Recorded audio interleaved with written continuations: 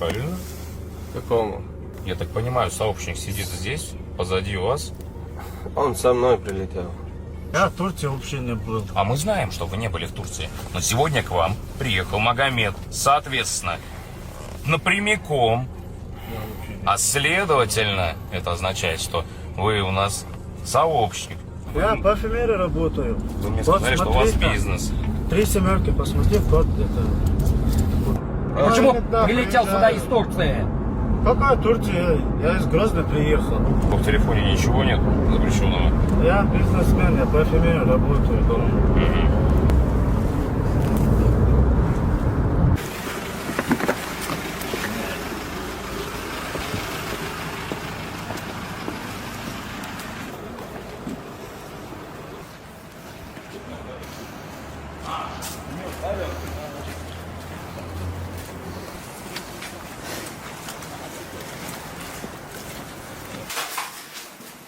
Можно открыть? Иду сюда. Давайте. Сюда, дорогу веди. Идем. Магомедов, на выход. Я допросную Сергея уже. Вперед. Заводи. Я сел, усадь. Сел.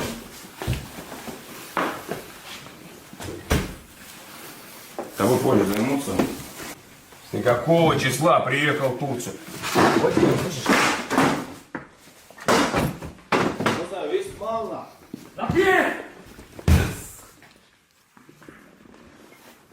Что ты молчишь, а? Ты чего молчишь, я не пойму. Иди его держи, я за плоскогубцами. Есть. Юсупов!